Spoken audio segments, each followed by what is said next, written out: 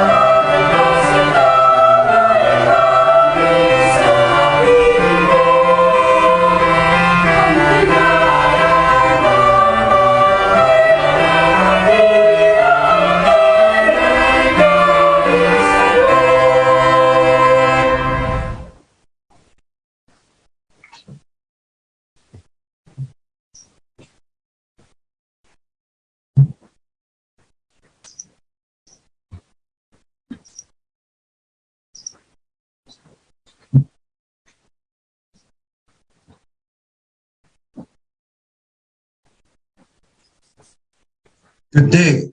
Thank you for joining us on the Manila Times Online Business Forum, where we roll out the roadmaps for prosperity, paved in no small part by the infrastructure industry.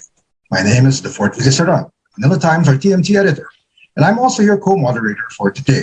Co-moderating with me is Conrad Carino, the Manila Times RTMT business editor. Hi, Conrad. Yeah, good morning. I understand you live in a high-traffic area. How's the road work in your area? Well, yes, we live near three malls, so there's a lot of traffic here. But fortunately, the MRT 7 that will run from San Jose del Monte and slices through Commonwealth will soon be completed. So that's a lot of convenience for us in the future. And that is a metro type rail system, which means it will have bigger trains that have that than those that we see in the MRT 3 that serves EDSA. So that's what we're looking forward to right now here. I mean, the completion of the MRT 7. And it's a really, really big rail system. You should come here once and just to see how big this rail project is. Yes, it'll be so much easier to visit your place just coming from anywhere in the metro, just connecting from one MRT or LRT to another, right? Yes. And that's the wonder of it. How about the water utility service in your area? How is it these days? Well, we live near the La Mesa Dam, so there's really no water shortage here anytime. I mean, even during the droughts, we never experience any water shortages. But what I would like to see is all homes in Metro Manila be connected to a sewerage system. I mean, that's the one that's, I think our sewerage cover is less than 30%. So really, I hope it will. Okay. Yeah, I mean that's I think for Metro Manila, and I hope that goes up to something like 50% maybe in the next year. Perhaps more than just Metro Manila, but all the metros and even the rural areas on a more macro scale. Tell me, what's the buzz on in terms of business regarding the Build program? I think so far most of the projects are going on smoothly, but there is an impasse on the implementation of 3 railway projects and these were supposed to be funded by Chinese loans. But I am still confident that these 3 railway projects, including the one that goes from Manila to Bicol, will eventually get off the ground because the Philippine government can still look for loans elsewhere, like from JICA or the Asian Development Bank. Well, I've heard from some of our previous forum speakers that the country's economy ranks among the best performers in Asia for the past several years, but it has also been facing some constraints, basically regarding outdated or even insufficient infrastructure. Some examples perhaps could be we could have better internet infrastructure and maybe even more farm-to-market roads. Yes. That way, even people from if you think about the traffic situation, for instance, there are some estimates that say that every kilometer in the Philippines takes about 5 minutes just to get through. What would you say are the metrics that we should be able to use to determine whether we're up to speed with our infrastructure in the country? Well, what I could say is that what is very critical is to build the main roads. Right now, we have less than 700 kilometers of expressways, and I think that may sound enough, but Malaysia has over 750 kilometers and Indonesia has more than 2,400 kilometers of expressway. So it's safe to say we're quite behind. When it comes to farm-to-market roads, I think BBM said that he wants to develop a network of farm-to-market roads. I mean, because farm-to-market roads will just build on, let's say, like, let's build one here, let's build one here. But now BBM wants to really design a network for that nationwide. And yes, sometimes it takes 5 minutes to drive in Metro Manila, just took over 1 kilometer. But I think that with the railways, once the railways and the other connector roads are completed, like the skyways, that can maybe go down to something like 3 minutes per kilometer. Let's just be hopeful. Yeah, I hope so, because right now we're getting reports about how we're going slowly inching toward, or even already in back in the traffic hell that the pre-pandemic levels. Yes, But yes, yes. on a more serious note, it reports do say that the previous administration has tried to tackle all these issues by increasing public spending. So that's roads, bridges, and air seaports, Yeah. and other large-scale projects. And in fact, the IMF has reported public infrastructure spending. It's risen from about 3% prior to the Duterte administration, and then to an average of about 5% of GDP during the past administration. So the target was to have that ratio up by about 6% this year. Do you think? Do your business sources corroborate these figures? Are they what we're seeing on the ground actually? Well, the management association of the Philippines is recommending that infrastructure spending be increased to as much as 6.5% of GDP. Okay. Uh-huh. And we also need to get the private sector more involved through PPP, or private-public participation. Because let's face it, with the high debt, the external debt that we have right now, the public debt, I think that's something like 12 trillion. We really need to tap private money to get more infrastructure built. One good example is the MRT7. That's what I think it was San Miguel that bankrolled that. So we should see, or should have, more of those infrastructure projects where the private sector takes charge, and government exposure as far as financing is concerned is not that much. That I think is sustainable. Mm-hmm. So it's clear that the previous Build program included large projects that really sought to address major bottlenecks. So that's in transportation, water, and even energy. So when these are completed, it's expected to bring important benefits, not just for the economy, but actually the everyday lives of Filipinos. Naramdaman mo ba yung mga benefits na to during the previous administration and carrying over to the current one, Conrad?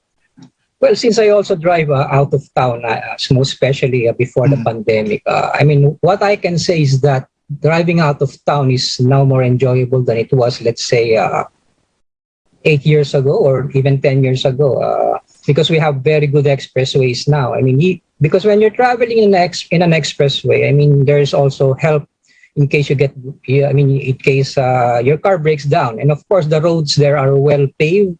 And there are also patrols. So I would say, yes, I have felt it insofar as my out-of-town drives are concerned. But when it comes to easing traffic, let's say in EDSA, I must say that we should also take into account that the number of cars in the Philippines are increasing, and the road expansion is not really catching up yet. So, that's all I can say at the moment.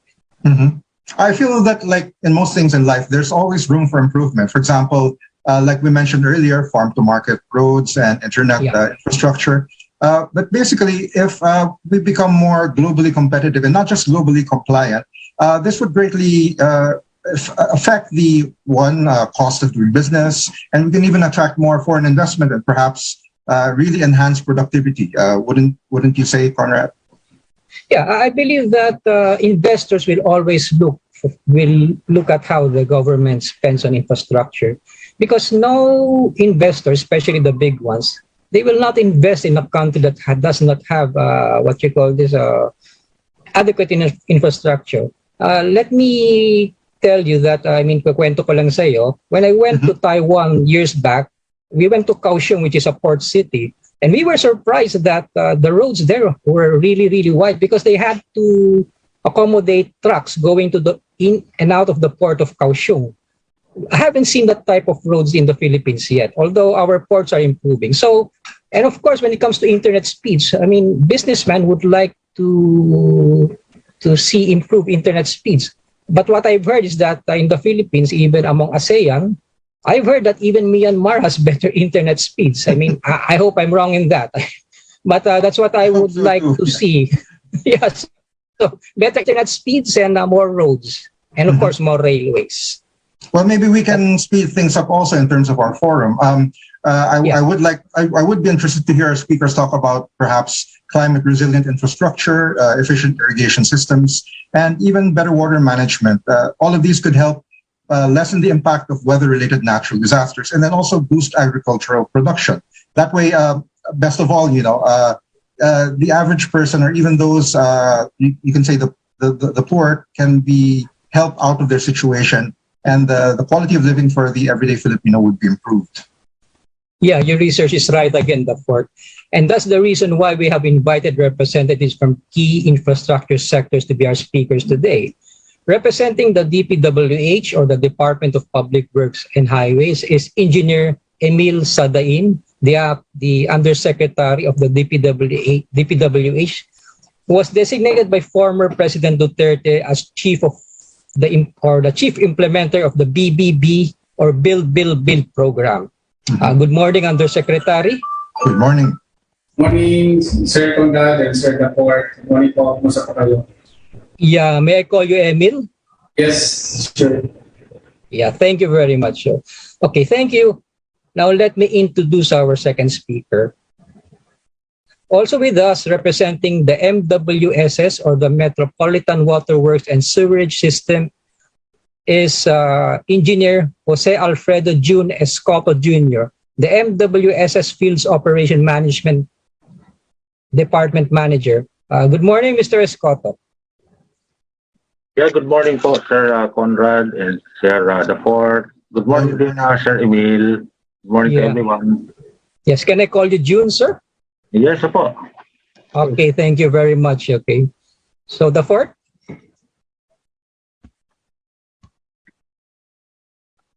Okay. So welcome, Emil of DPWH and June of MWSS. Before we proceed, let us give mention to our organization partners who made this forum possible, namely the British Chamber of Commerce of the Philippines, the Cebu Chamber of Commerce and Industry, the French Chamber of Commerce and Industry in the Philippines, the Davao City Chamber of Commerce and Industry, or DCCCII, the Financial Executives Institute of the Philippines, or FINEX, the Italian Chamber of Commerce in the Philippines, or ICCPI, the Management Association of the Philippines, or MAP, the Nordic Chamber of Commerce of the Philippines, the Philippine Center for Islam and Democracy, and She Talks Peace, and of course, our media partner, the Manila Times TV. Yes, thank you for making this forum possible, organization and media partners. We're also honored and grateful to have all of you as our guest speakers on the Manila Times online business forum titled Road to Prosperity, Paved with Good Intentions. Welcome, Emil of DPWH and June of the MWSS. Okay, thank you very much. Now, Conrad, let's roll out the roadmaps for our Road to Prosperity, Paved with Good Intentions. We'll introduce our first keynote speaker. Yeah. Our first speaker began his illustrious career as a government civil engineer in 1986. Due to the pandemic lockdowns in 1922, he headed the DPWH task force to facilitate the augmentation of local and national healthcare facilities. In November 2021, he became former President Duterte's chief implementer of the Build program. He also served as alternative representative and focal person in the Interagency Task Force Bangon Marawi, and he managed the implementation of various key infrastructure projects in the Bangsa Moro Autonomous Region of Muslim Mindanao. For his great works, he has been highly awarded by the national government. He is none other than Engineer Emil Sadain, DPWH Undersecretary. So, Sir Emil, the screen is yours. And Sir Daport. Of course, to Ma'am Blanca Mercado, the President and Chief Operating Officers of the Manila Times, the participants, development partners from the private sectors, and our friends from media, the Manila Times, good morning to all, including the virtual viewers who are actually with us this morning. I'll be presenting the infrastructure in this infrastructure forum, the Road to Prosperity, Paved with Good Intentions. These are actually more on infrastructure transfer projects that the government has implemented in the past administrations that transient to these administrations. So I think everybody knows that the no less than His Excellency President Ferdinand Marcos Jr. has highly recognized the Gargantuan needs for a sustainable and inclusive economic growth through massive infrastructures and development. In his message in the last inaugural speech, he mentioned that following these giant steps, we will continue to build, I will complete on schedule the projects that have been started. I'm not interested in taking credit. I want to build on success that is already happening. This is through citing, among others, the use infrastructures that were actually undertaken under the PRD times. If we can recall, let me revisit in quick slides presentation. President Duterte, when he launched in 2017 Build, Build, Build program, it actually identifies high impact projects that envision to increase accelerated infrastructure development, increase the productive capacity of the economy, generate more jobs, and strengthen the investment climate towards a sustainable and inclusive growth. The project actually, of the 119 flagship projects that were identified in the last administrations, were categorized into several sectors.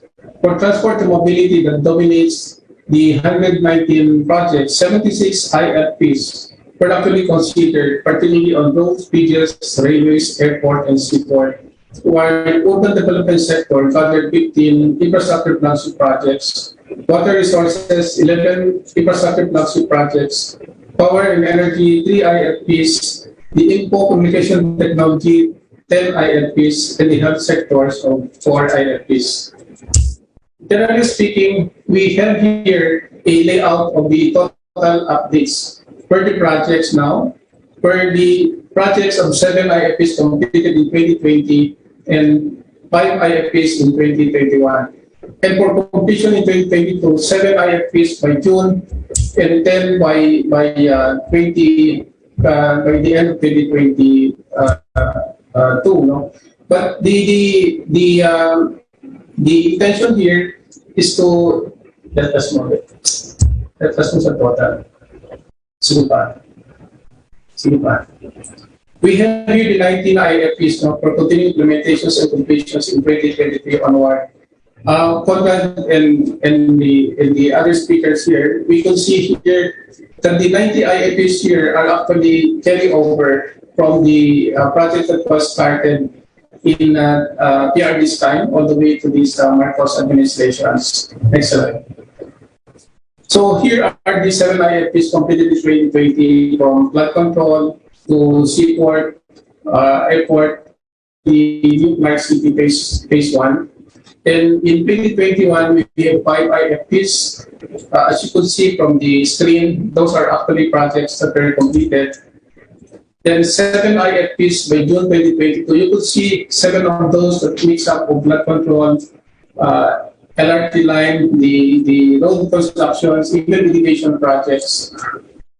Then by December 2022, we had 10 IFPs that are actually in the pipeline also for completions. So all of these are actually on schedule. And the most critical here are the 19 IFPs continuing implementations and completions in 2023. But basically here, Conrad and the board, you could see here that the Marcos administrations are actually banking on, at the moment, of these continuing flagship projects that were actually brought upon from the Build programs of President Duterte. And even in the pronouncements of His Excellency President Marcos Jr., his aim is to continue the implementations of all these mega projects, especially those that are already with funding and financing approved budgets already. No?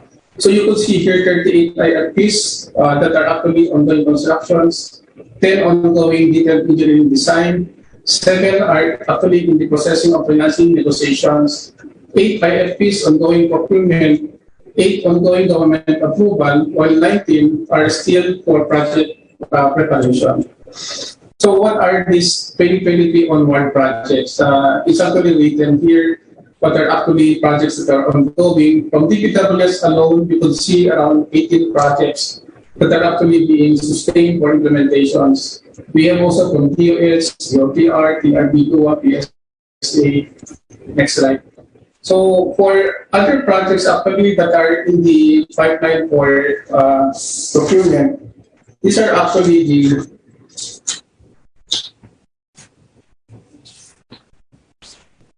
for detailed design. No? These are actually the mega backtrack. We have five for DPWH that includes like the projects of Samal Island Davao City Connector Bridge. The biggest among these is the Bataan Cavite Interlink Bridge. These are actually in the detailed design stage. For DRTR, we have three also projects that are actually on the detailed design. The MOS, the Aqueduct number 7, and of course for DOST. Next slide. There are also several IFPs that are actually in the financing negotiations. In the case of DPWH, we have 4 projects that are actually in the pipeline, and DOTR, also 3. Next slide. For 8 IFPs, we are going procurement for detailed engineering design and civil works. These are actually the projects for Metro Manila, the Metro Manila Bridges, the Seismic Reduction Resiliency Program. The biggest projects also for Western Visayas to Panay, Limaras, and Coast Island Bridge Phase 1. And of course from DOTR and 1 from DOE, the Agro Electric Power Projects. Next slide.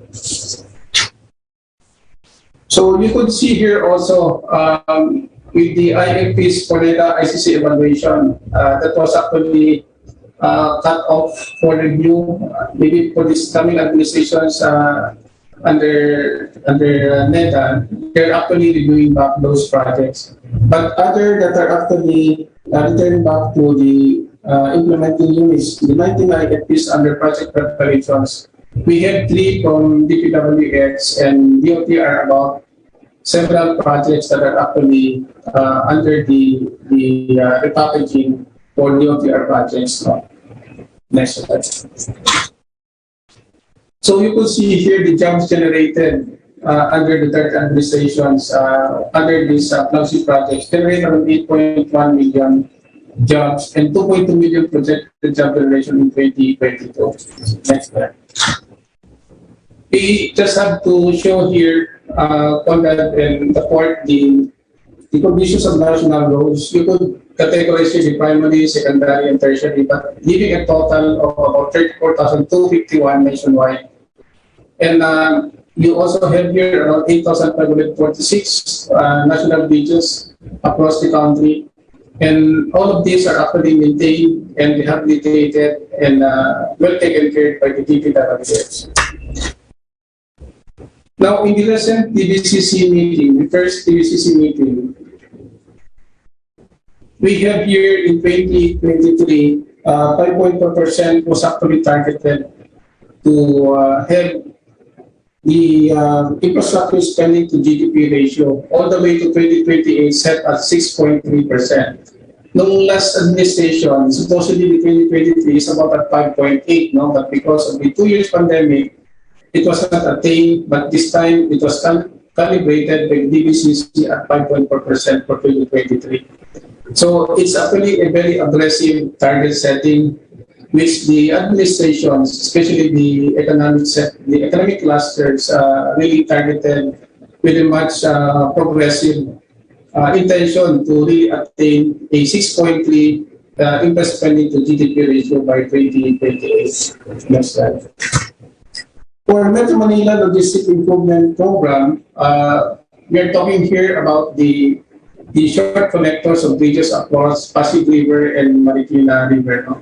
We have here a total of 11 projects that are actually being conceptualized in the early administrations. But 3 of these were already completed, the Binondo Intramuros, the Estrella Pantaleon Bridge, and the Kalayaan Bridge. No? While there are 3 more projects that are actually for Pasig River that are actually in the pipeline for loan negotiations, and 3 bridges also for Marikina that are now actually in the advanced stage of procurement, and 2 more also for procurement, especially the Guadalupe and the Lambingan Bridge. Next slide, please.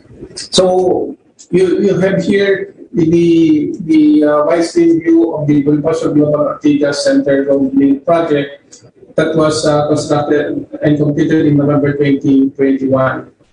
Next slide. So the recently completed also projects for the Benito Intramuros in April 2022. This is the recent bridge that we have constructed actually. It's an iconic bridge that connect Intramuros all the way to Binondo. Next slide, please. Then there's also the bridge that connect Mandaluyong to Makati, particularly Rockwell, Estrella, Pantaleon Bridge. That was also completed in September 2021. This added actually to the connectivity that are actually very much indispensable to address more traffic congestions in these areas. Next slide, please. Two bridges that are actually with JICA that are now in the advances of procurement are the Guadalupe Bridge. That is actually one of the biggest challenges to us, is the traffic that will be generated in this construction. But nevertheless, we had anticipated such kind of problems, and we will be providing a tour in the upstream and downstream sections of this bridge once this will be reconstructed. The other one is the Lambingan Bridge that is also for implementations this year. Other three bridges, crossing Pasig River and Manggahan bridges also, which are actually proposed for China. These are actually the north and south cargo bridge, the Palangka, Villegas, and the eastbound westbound bridge. So this is actually in the pipeline for loan negotiations under this administration. Next slide, please. Other three bridges that are now actually in the advanced stage of procurement are actually bridges located in Marikina River basins. These are the Capayani, Matandang, Balara Bridge, the Homeowners Drive and Bonifacio Bridge, and the Marcos Highways, St. Mary Bridge. So we're looking at, by 2.5 years, we'll be completing these three bridges. Next slide. One of the greatest challenges that we are actually working through are the inter-island linkage mega bridge program.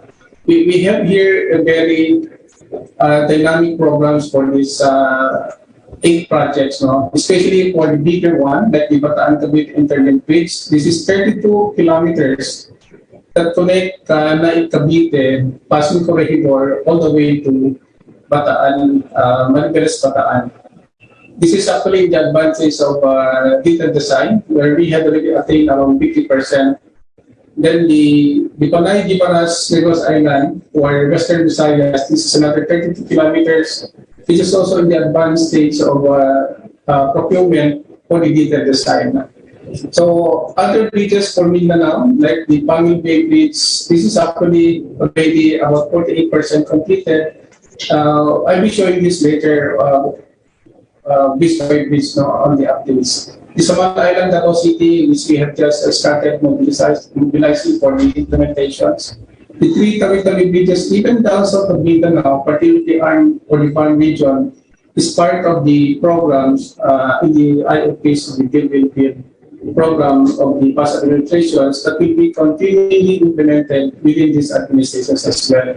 The Cebu-Mactan Bridge and Coastal Road Construction Project, this design is also ongoing for that. The Panglao-Tagbilaran City Offshore, that's another iconic bridge, and also the Gicam Bridge in Cebu. Next slide. So here's the Bataan-Cavite Interlink Bridge.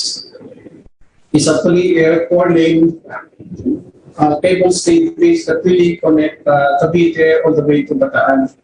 The intention here, aside from the bridge itself, this can actually give a better appreciations on the widening of the national roads from Dang Marlica all the way up north. Meaning the bridge itself will give a way for a more wider development on the road network as well. And even for Southern Tagalog, for Cavite, it will also connected to Sangli Point, on the way to SLEX, or even to the Laguna Lake Road Network development projects that TPW is also working through under its schedule. Next slide.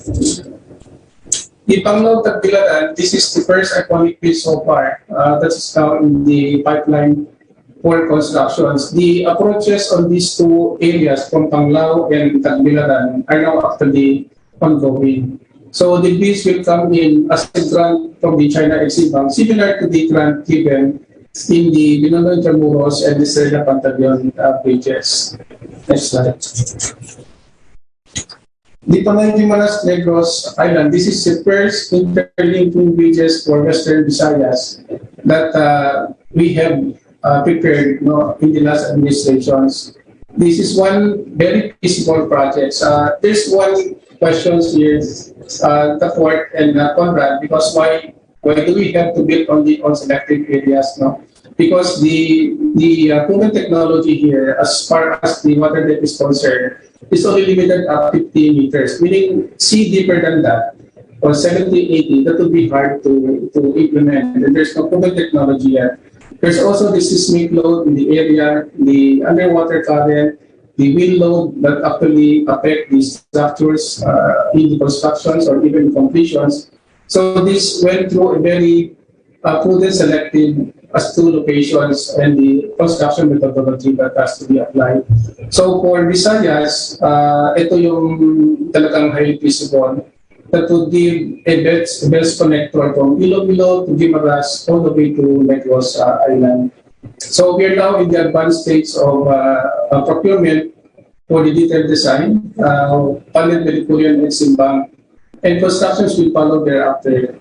So we're also targeting the completions of this before end of 2020, similar to the Bataan Cavite Interlink bridge.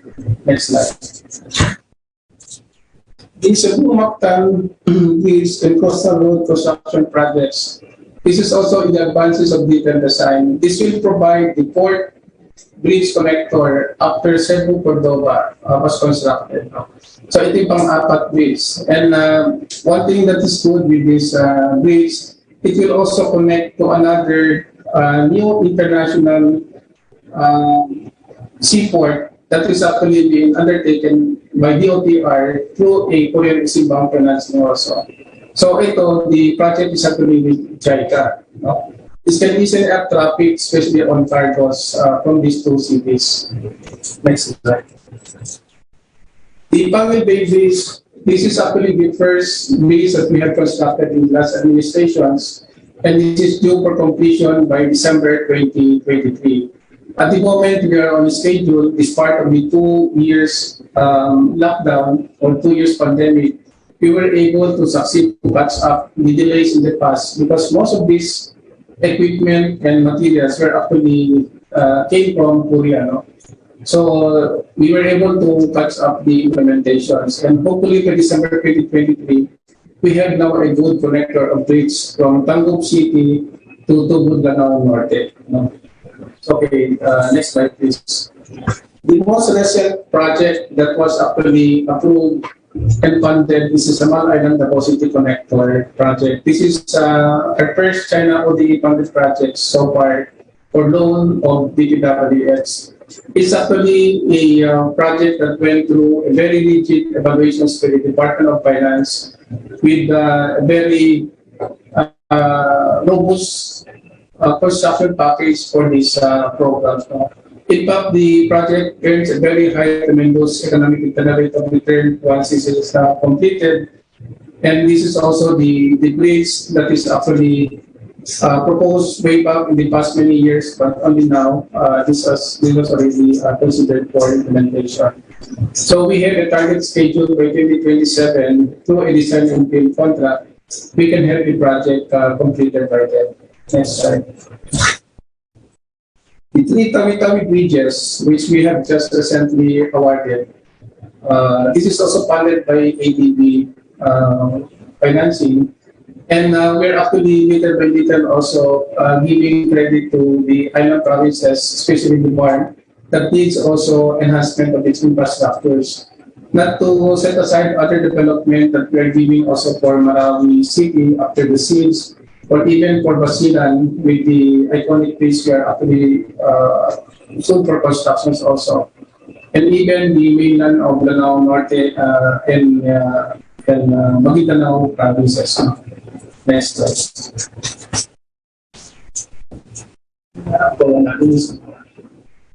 So we have here the Philippine High Standard Highway Network program that constitutes a total of 1,816 kilometers. Next slide.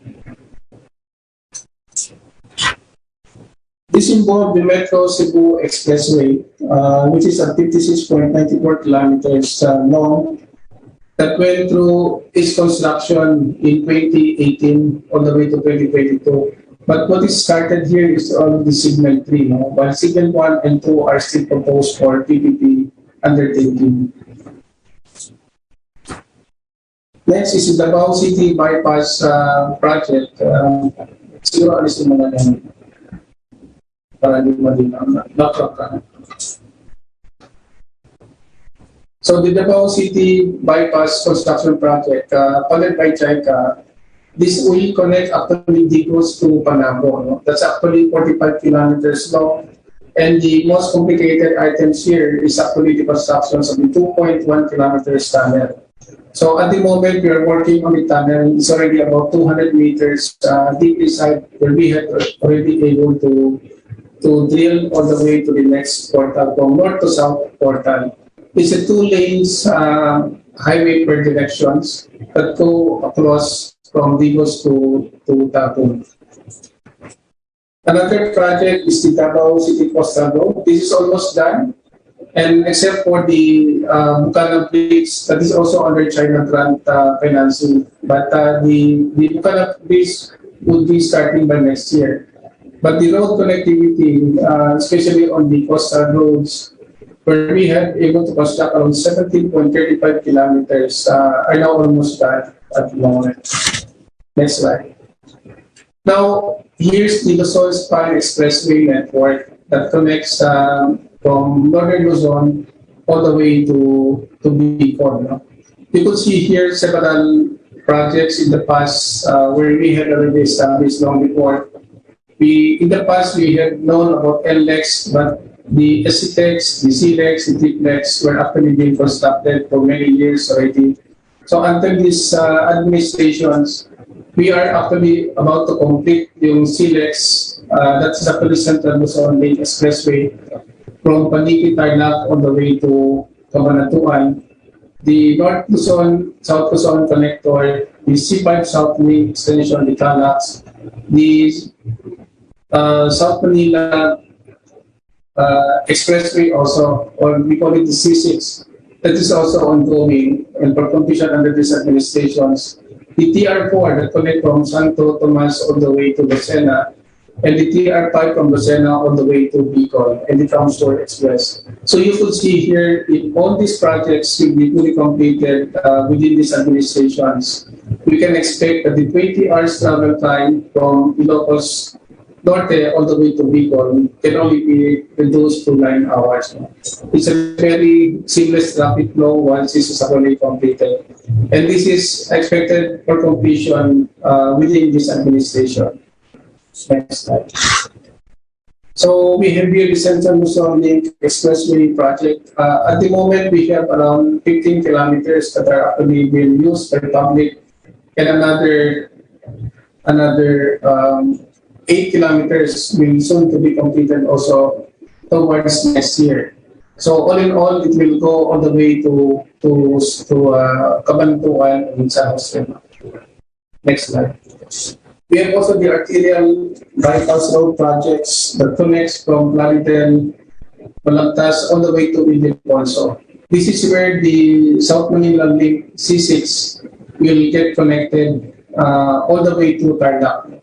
So you have here another passage where you can travel avoiding the Metro Manila, but instead, if you're coming from Southern Tagalog, you can use the C6 from Taguig all the way up to the North Luzon Expressway, all the way to Balagtas, and there's also a connector towards the CLEX in the coming years. Next slide. The Laguna Link Road Network, this is a new project that will be constructed that will connect Bikutan all the way to Calamba. It is actually the next thoroughfare other from the SLEX and the Manila South Road. No? So nasa baba siya, this is actually in the periphery of Laguna Lake. So this is the western sections, and we are also working on the eastern sections that connect from Calamba all the way to Rizal and Marikina. So there's going to be a continuing and seamless rail road in the coming years for this Laguna Lake. Next is the Metro Manila Skyway Stage 3 projects, which is already completed, and more ramp are actually being constructed to optimize the traffic that can go up and down of this skyway. The C5 Road Link Expressway project is also ongoing, and we're also working closely for its partial operability in the next coming years. The Southeast Metro Manila Expressway, or the C6, this is actually one of the challenges here. We call it the transport resiliency program, where we can have a new connector passing through this highway without getting into Metro Manila all the way to Luzon. We have also the NLEX SLEX connector roads, which is also ongoing, and in the coming years, this will also be fully completed and become serviceable. We have also the SLEX toll road 4, where 3 segment contracts are already ongoing, while the other 3 are still in the pipeline for procurement. And the Kamsur Expressway projects, this is actually done, implemented through using local price. No? We are actually working also on the right of way acquisition as a parallel move to ease up the constructions by the contractors for this project. The T-Plex extension, this is actually the connector from Rosario all the way to San Juan. No? Pero ito, this was actually caught upon by the ending term of the last administrations, but the EPWS and the TRB are working closely on the compliance with regards to the data requirements during the ICC deliberations a few months ago. The Cavitex or the Cavite Batangas Expressway project, similar with the previous projects, are also in the pipeline, and we are also preparing some updates and compliance of the main documents necessary for the ICC review. The South Luzon Expressway TR5, this is a continuation of TR4 that will go from Lucena all the way to Matnong, Sorsogon. So halos dulo na yan, maabot ka natin yan. So, but this is a very reliable project once completed. We have a very seamless traffic now from Manila all the way to Bicol. Other major projects for Visayas and Mindanao, we have the Samar Pacific Coastal Road projects. This is actually the 11 kilometers missing link from Simora to Palapa. So we have actually opened up to traffic around 80% of these roads, and the remaining 20% is now limited only to the 2 constructions of Hangtod Bridge 1 and Hangtod Bridge 2, and its connector to Simora. So by the end of the year 2022, we can also complete this project. The another projects here for Zamboanga Peninsula is improving road corridor in Mindanao road sector projects. This focus largely to the missing link in Zamboanga Peninsula. No? Lahat yan runs to a total of 230 kilometers. No? So this also includes 3 core projects which will be completed towards the end of this year, and about 5 non-core projects which will be completed in the next 2 years. No? That includes also the Kapitali bridges that was presented earlier that are just we just starting for the constructions. When the road network development projects in conflict affected area, this is actually for the Barn region. No? So this includes the Marawi Rehab, about 20 kilometers long.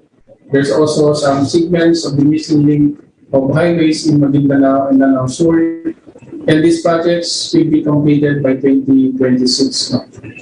So meaning the BPP program under PRDs does not only become selective in urban centers, but also in the barn regions as well.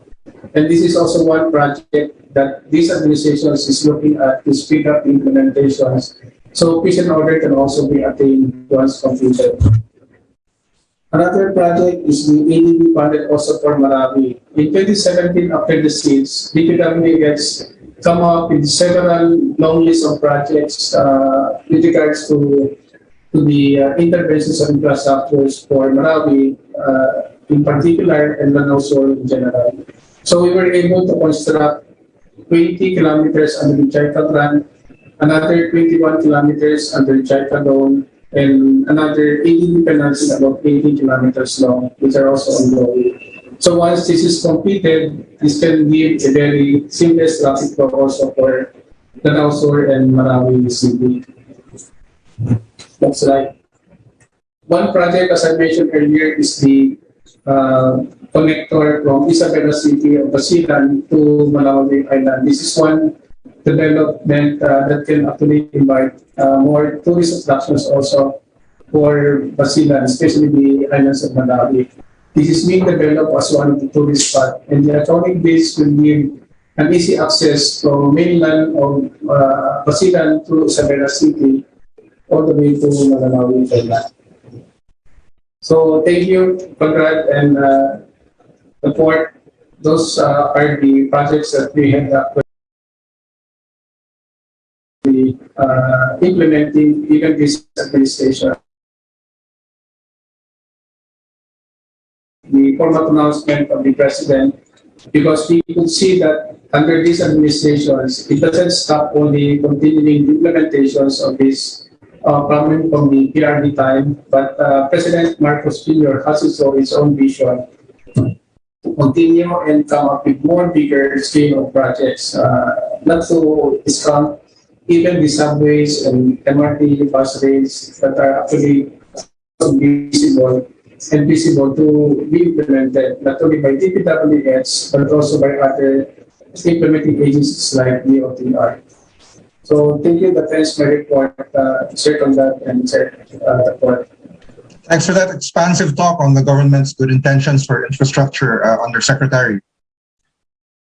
So regarding your talk, we have truckloads of questions rolling in our minds already, Emil, but we'll put a stop to them till our open forum portion is greenlit. That's after our next speaker will be giving his presentation. But maybe we can accommodate one or two questions in the meantime. Conrad, do you have any questions from the Manila Times reporter, E.J. Gomez, that we can ask Undersecretary? Well, he's asking if there are any initiatives to be pursued by the government to ensure that its infrastructure programs are sustainable or adhering to global promotion of a greener environment. She's asking if this will also promote something like protection of the environment. So that's her question so far. Conrad, can I answer that? I think that's a good observation. Actually, most of these big ticket projects, especially the ODA, pass through a very detailed evaluations from the NEDA ICC board.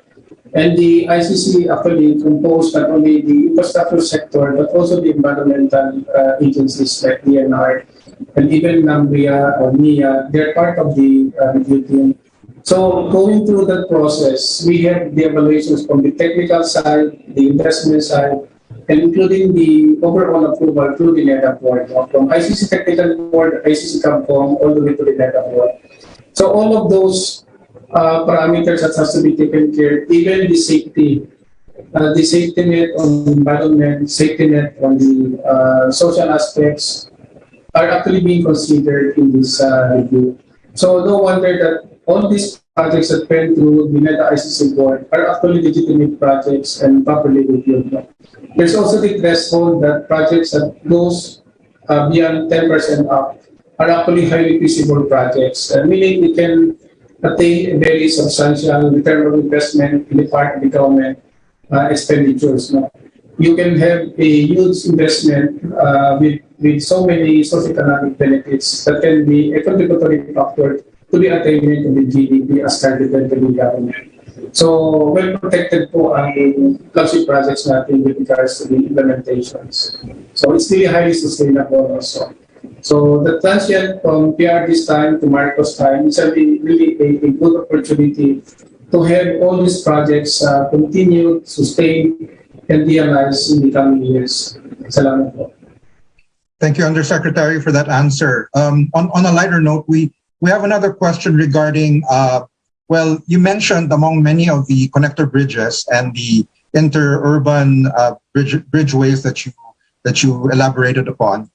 There is a specific question. Will there be a bike lane in the Cavite-Bataan Bridge? Because many biker enthusiasts watching us right now are wondering whether they'd be able to appreciate these new bridges also in terms of their biking.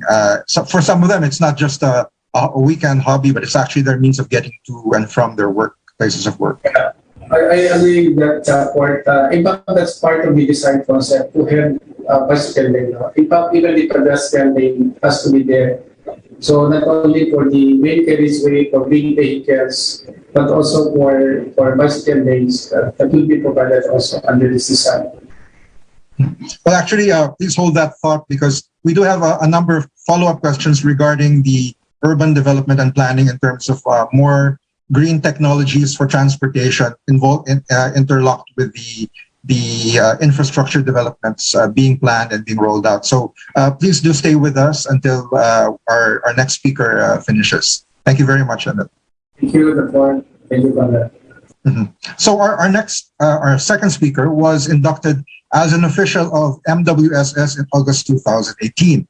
In the next year, he was nice enough to even give tours of water plants and installations for the broadening of the education of students and other people interested in the waterworks systems that we have in the country. And then in June, cut to the present, in 2022, he was the project manager for the Bulacan Bulk Water Supply Project. So to improve local communication and transparency, he is often tapped to present relevant hydrology and forecasts on dams, water supply expansions, and improvement projects. So in today's forum, he represents the administrator of MWSS, Leonor Cleofas, the first woman to head the government agency that is in charge of water privatization in the country.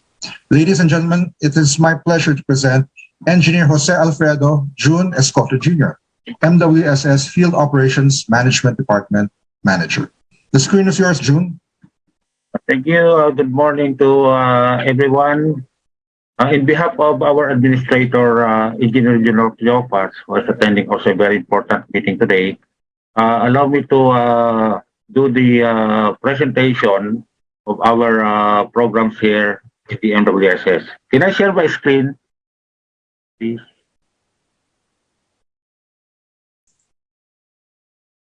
Go ahead and share your screen.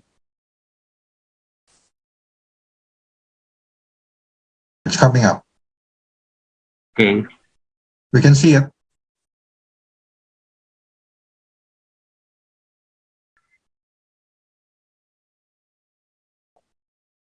Okay, so good morning to everyone.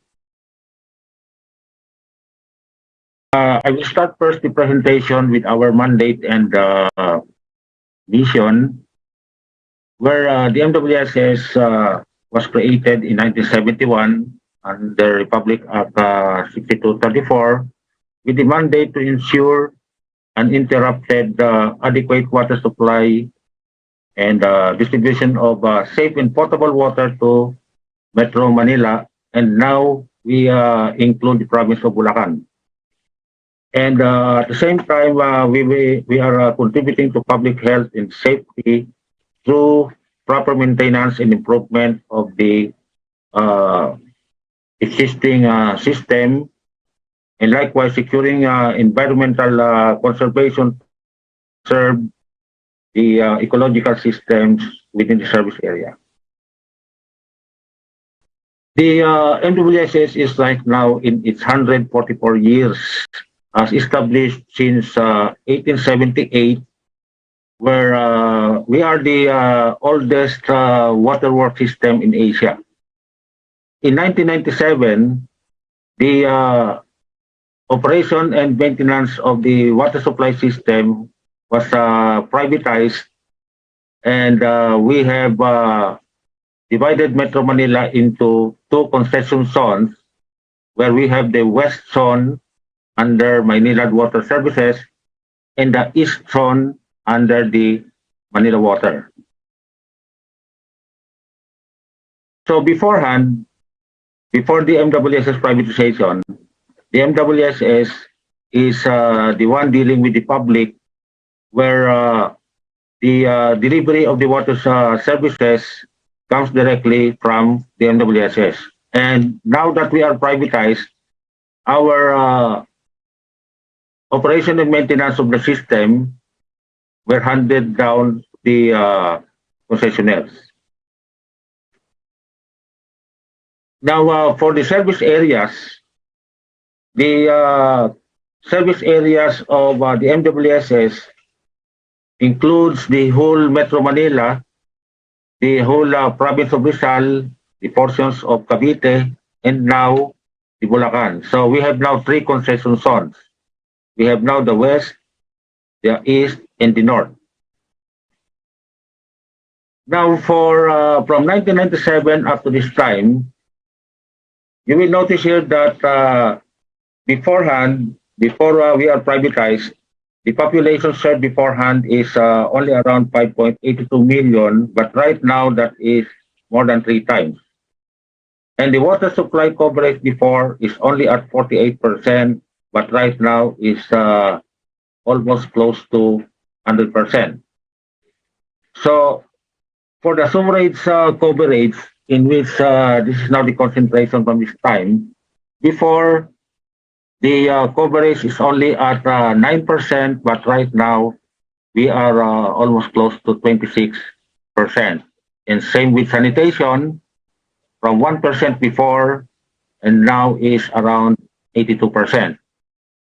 Now for the non-revenue water, which are water lost from leakages in other forms of leakages and illegal connections, the non-revenue water before is from 61%, but right now the total average is around 29.83%, and that is been reduced further this coming periods. For the existing water sources and the conveyance system leading to our treatment plants, the existing water sources come from the Angat supply, where 96% of the supply to Metro Manila come from this Angat Dam. And we augmented the supply to Angat Dam coming from our Umiray facility, which we constructed there a 13.1 kilometer channel that will convey the water from Umiray River in Quezon, then stored towards Angat Dam, where from Angat it is conveyed towards the Ipo Dam, and from there we have a series of large conveyance systems that will lead to the treatment plants. Now the other sources of supply, the remaining from 90%, 96%, the remaining supply comes from the Laguna Lake, wherein we have there right now a treatment plant for Maynilad, which is located in Potatan, and we have another treatment plant in Cardona for Manila Water. Now, in the forthcomings, we have the following proposed development that will cater the water supply in the future. So this is our water source roadmap, where some of these are now ongoing, and we have other projects that will be lined up in the future that will augment the water supply to the entire Metro Manila. So right here, you will notice in this roadmap, we have projects already been ongoing and completed from 2021 to 2020. Then we have here from 2023 and onwards, in order that the demand in the future which is being represented from this graph and curve, will be catered from this supply. So these are the indicative locations of this existing and ongoing water sources, which is from the mountains of Bulacan and from the mountains of Quezon. Now, at this point in time, we have this current conveyance system and water sources projects that are ongoing, and recently we completed this conveyance system that been delivering water from Ipo Dam towards the our outlet in Norsagaray.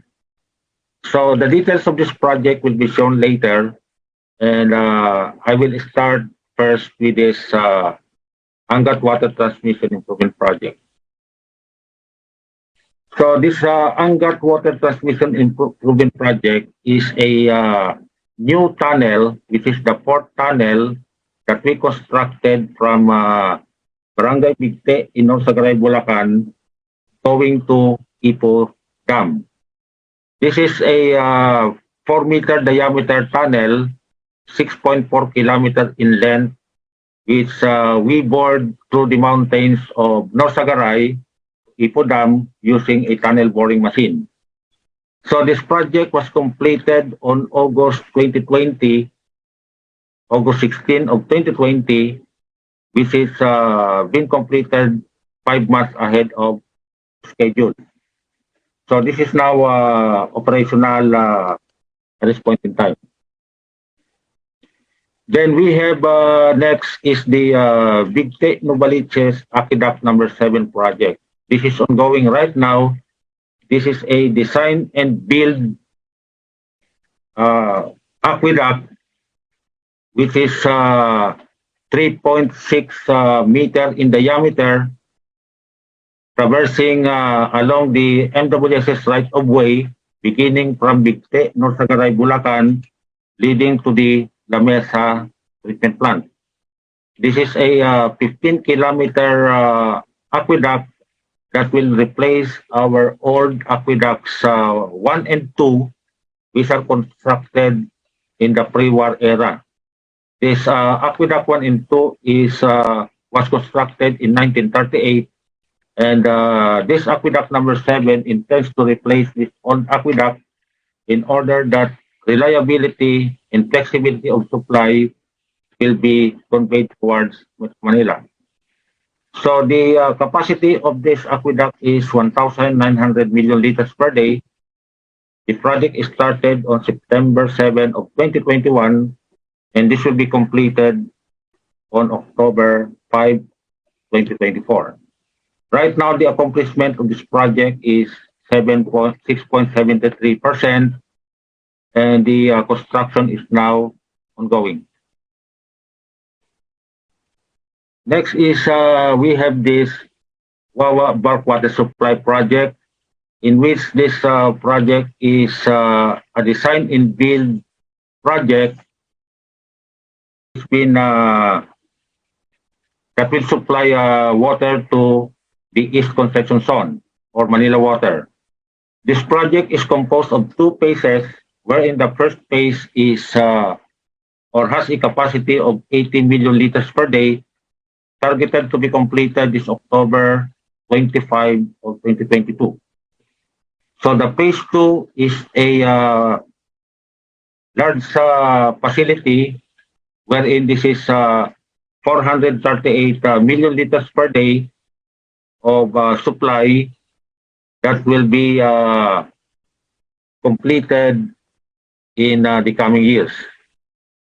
So this phase 1 is operational within this third quarter. Now we have the new Centennial Water Source Kaliwa Dam project, which is a design and build project composed of a 63-meter high dam and around 21.5 kilometer of tunnel that will traverse underneath Sierra Madre Mountains. And we have an outlet at Teresa Rizal, where treatment plants from our concessionaires will be constructed beside that outlet. So this Kaliwadam project has a discharge capacity of 600 billion liters per day, where the accomplishment right now is 14.58%. Now, aside from this water sources program, our concessionaires are developing augmentation projects for water supply that will cater deficiencies in the supply, particularly during summer season, and also it will augment water supply in case of high demand. So among those augmentation projects, we have the construction of a series of deep wells based on approval of the National Water Resources Board. So right now for Maynila, we have only an operational deep wells of 2, and for Manila Water, we have operational deep wells of 12.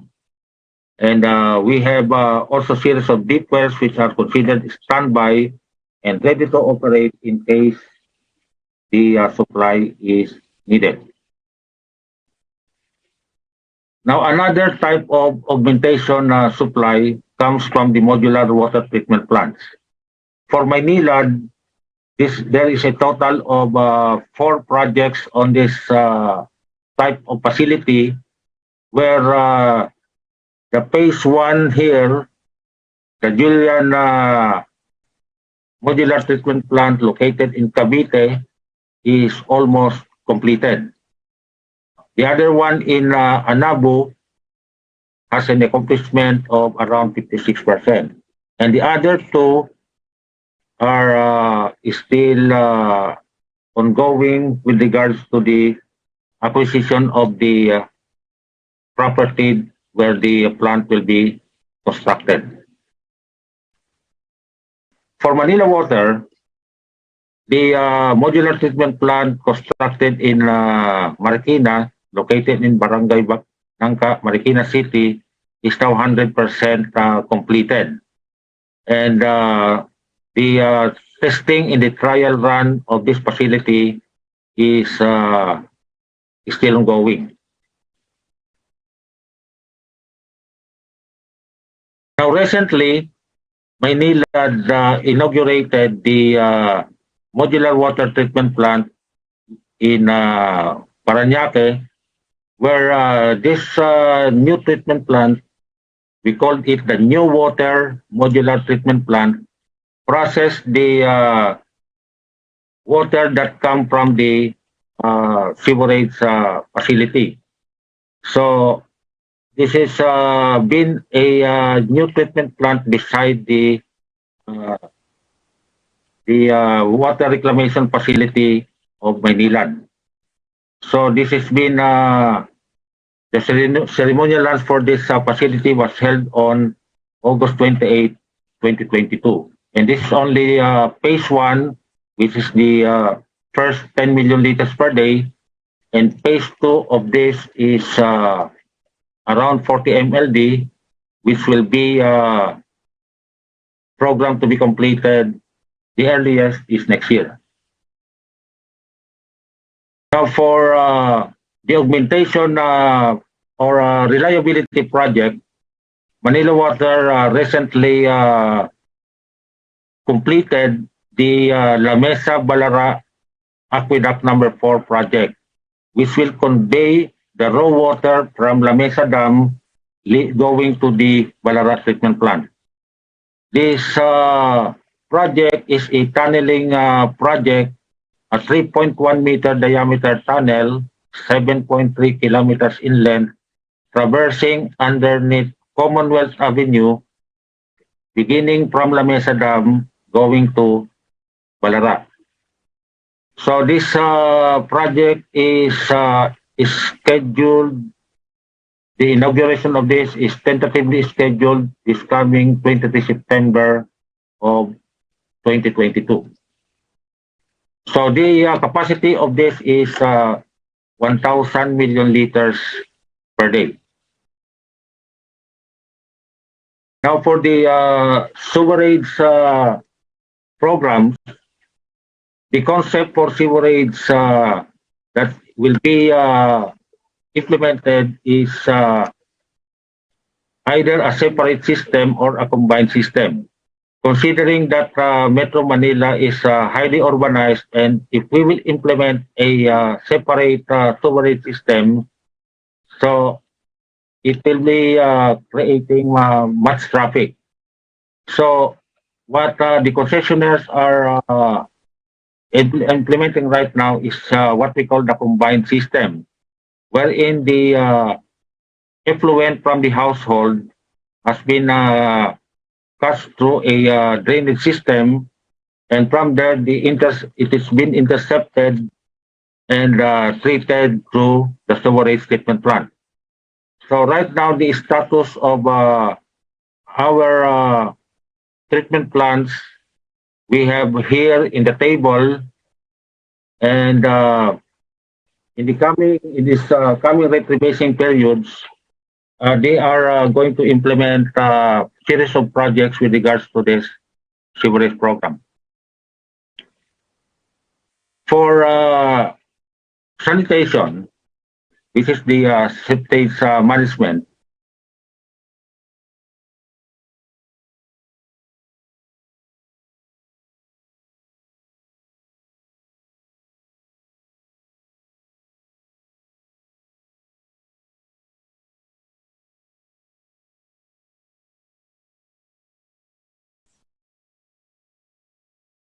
It seems like we lost Mr. Scott's signal for a moment.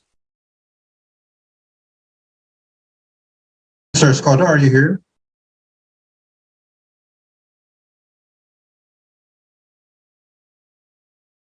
Please bear with us while we try and get back to Mr. Scott and his speech. His speech will be continuing in a moment. Conrad, what do you think about Mr. Scott's talk so far? His presentation seems very expansive. Yeah, it's also very technical in nature. I mean, we usually, disregard what technology goes into or how much work goes into assuring that we have enough water. But I think Mr. Scott is already back. So. Oh, welcome back. Mr. Escoto, how's your connection now? You're still on mute though, so we can't hear you. Yes, sir. Our internet connection here seems having a problem. Oh, yes. One thing on our checklist to improve on our infrastructure, internet. Sure. So would you like to continue your talk? You were saying earlier. Yeah, I will continue, sir. I will continue. So I will share my where I end my presentation.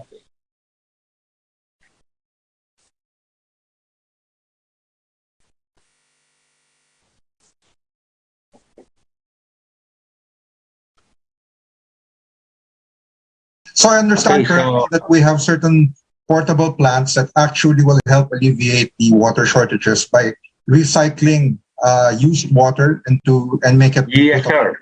Mm-hmm. Yes, sir. So that is first in the country is this Parañaque water treatment plant. This project.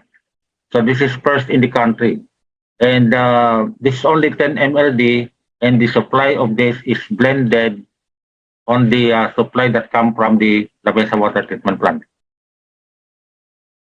So I continue with the presentation. So right now, the Bulacan province is now under the service area of the NWSS. And we have what we call this Bulacan Bulk Water Supply Project, which is composed of 3 stages and implemented in the year 2016, and the stage 1 and 2 component of this project has been completed and operational in 2019. So this project is a PPP project between MWSS and our proponent, which is Luzon Clean Water Development Corporation, which is a subsidiary of San Miguel Corporation. This project intends to supply treated bulk water to the 24 water districts of the province of Bulacan. So our customer here are the water districts. So in this project, the stage 1 and 2 component, we constructed around 66 kilometers of pipeline from 1.2 meter diameter down to 300 millimeter diameter, and we constructed a 388 million liters per day water treatment plant in San Jose del Monte, Bulacan. So the commercial operations started respectively on January 24 of 2019 for stage 1 and 25 April 2019 for stage 2. For stage 1, we supplied the first 6 water districts from San Jose del Monte down to Bukawi, Bulacan, and for the stage 2, another 6 water districts. That includes Santa Maria and also Balagtas, Laridel, and other areas. Now for the remaining water districts, which are found in the northern part of the province, that falls on the stage 3 component. So that stage 3 component is ongoing right now, and the construction of that is expected to begin this year, and earliest, some of it will be completed earliest in within the coming year and up to the year of 2025. So I think this is the end of my presentation. Thank you very much to everyone. Thanks for your extensive and yet very specific topic for presentation, June. Okay, so the floor, do you have any questions for our expert from the MWSS? Well, actually, I'm curious because leading up to the pandemic, it was all over the news that there was an impending water crisis, especially in the metro, and suddenly when the pandemic came, it was as if it evaporated. So I was thinking, how exactly was MWSS and Maynila, like I understand, how were you able to avert this water crisis, and what are the steps that you've been, the specific concrete steps that you've been taking to be able to prevent it from ever happening? Yes, sir. Actually, our supply coming from Angat Dam was regulated by NWRB.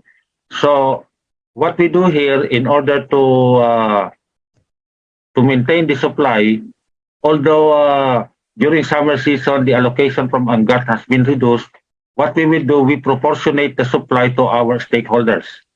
So meaning we program that the allocation that is given to us was optimally being supplied to the concessionaires in order that they will have, although there is a sort of interruptions, but it could be minimal. So what's important, we optimize the supply while we are doing some of the augmentation projects. So during summer season, we utilize the deep wells. And right now, the recently completed more portable treatment plants for Maynila, once it has been operated or become operational, that will also augment the supply, particularly during summer season, where the supply of water is something like desert. So thank you, engineer, for answering those questions. We do have some more, but please stay with us because actually, Conrad, we have a surprise speaker. Yes. So as an extra treat for viewers, We have someone representing the Philippine Constructors Association Incorporated, or PCA. So by way of a bit of an introduction, he's concurrently the Chief Operating Officer of the PCA Foundation, the General Manager of PhilConstruct Events, and the Chief of Staff of the Secretariat of the International Federation of Asian and Western Pacific Contractors Associations. He was a member of the Roadmap Technical Working Group and has been one of the champions tasked with translating the roadmap into detailed action plans for the 4th Philippine Construction Congress that was held in January 2022. So, ladies and gents, please welcome Barry Paulino, the Executive Director of PCA. Barry, the screen is ready for your presentation. A pleasant day to everyone, and thank you for giving the Philippine Constructors Association the opportunity to present on the future of the Philippine construction industry. Before we start, we would like to share a brief background on our association. The Philippine Constructors Association was established in 1945 to help the country get back on its track after World War II. Today, we find ourselves in a similar situation to rise above this pandemic and the rising costs of construction materials. We are an organization composed of major contractors, both general and specialty, suppliers and service providers involved in 80% of all government and private construction projects in the Philippines, spread across 13 chapters: Davao, Cebu, Dumaguete, Ormoc, Tacloban, Rizal, Bulacan, Bataan, Pangasinan, Marikina Valley, Metropolitan, Rizal, Zamboanga, alongside 8 affiliate members. As nation builders, our programs are catered towards transforming lives, transforming an industry, transforming a nation. As the government's partner in nation building, PCA worked with the Department of Trade and Industry, Construction Industry Authority of the Philippines in crafting the Philippine Construction Industry Roadmap 2020-2030.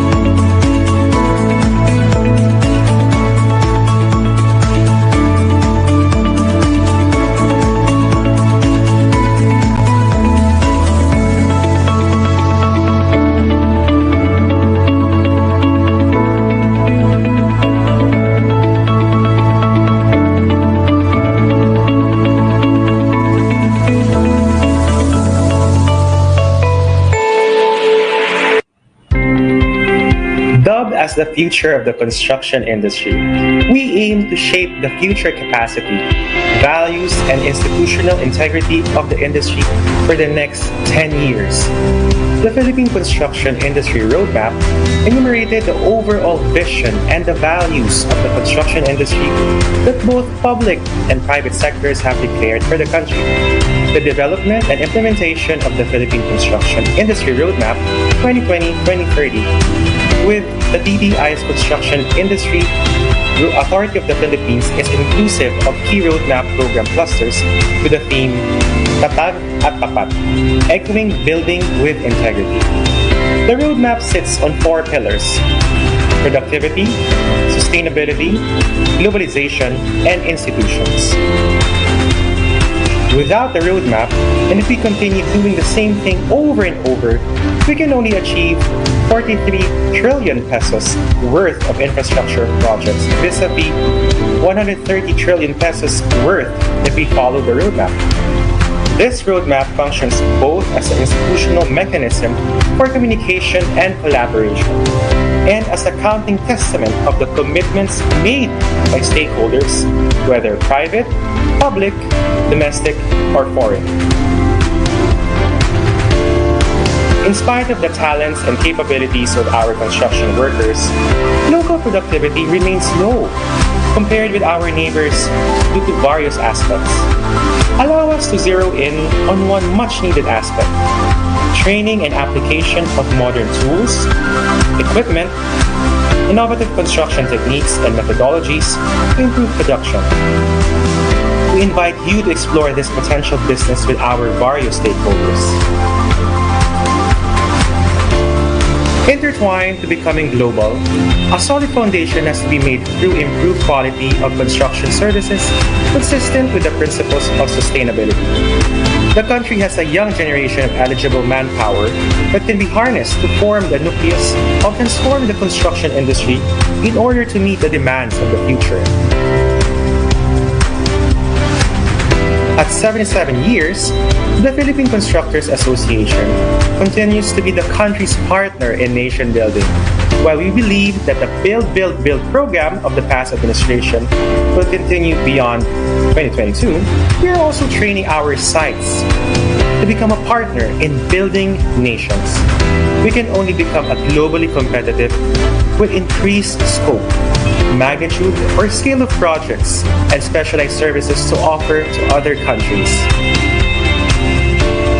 Echoing integrity as a core value, we all are committed to uphold the strategic convergence areas for shared commitments of all stakeholders of the Philippine construction industry. It's inclusive of policy reforms, planning, and delivery of a long-term infrastructure master development plan, as well as industry development and institutional strengthening programs. In order to fully untap the potential of the future of the construction industry, we need to address the following major challenges and bottlenecks: low-level private sector investments in infrastructure due to lack of transparency in the PPP transactions, absence of clear guidelines on long-term vision of unified infrastructure projects of the national government and LGUs, corruption in bidding and implementation of infrastructure projects, and lingering right-of-way issues. Our propositions are as follows: protection for local contractors against foreign contractors, a 30-year infrastructure master development plan which will span 5 presidential terms, harmonizing interagency and interlocal government guidelines in securing permits and licenses, transparency in bidding and awarding of construction projects, securing right-of-way before implementing government projects. From roadmap to detailed action plans, foremost is the strengthening and revitalization of the Construction Industry Authority of the Philippines, the institution mandated to develop and regulate the country's construction industry. The needed reforms in terms of programs, policies, and procedures of both public and private institutions are appreciated through the initiative of this agency in forging partnership between the government, industry, and academia. PCA continuously promotes the roadmap consistent with our tatag at tapat and building with integrity, battle cry through available media and formulation of websites of various stakeholders. The development and maintenance of a database of construction industry players, materials and service providers, partners, government agencies, and educational and training institutions is a work in progress. With our partnership with government agencies and other institutions, we share best practices fora in order to present our strategies as well as continuing policy dialogues with international financing institutions to fill in the gaps needed by the industry. PCA continues to advocate for the legislation of a 30-year infrastructure master development plan. At present, there is only a 6-year administration. Base infrastructure, planning and implementation determined separately by each implementing agency with different timelines subject to policy changes under each administration. Hence, the need to have a backbone for infrastructure spending to provide direction for all development efforts in catalyzing business and activities nationwide. PC advocates to strike the balance between industrial development and protection or preservation of the following through appropriate land use planning: the forests, flora and fauna from urbanization, the coastal areas from urban development, as well for fishing and the dyeing salt industry and others, ecotourism areas including its accessibility, agricultural lands vis-a-vis development for mass housing. PCA also advocates for the following: development of alternative energy resources for the entire archipelago, water sustainability for all regions inclusive of irrigation for agro-industrial facilities, development of seaports and airports, mass transit system, among others, health, research, and educational institutions. Raising productivity is the principal factor underlying the long-term strategy of the government.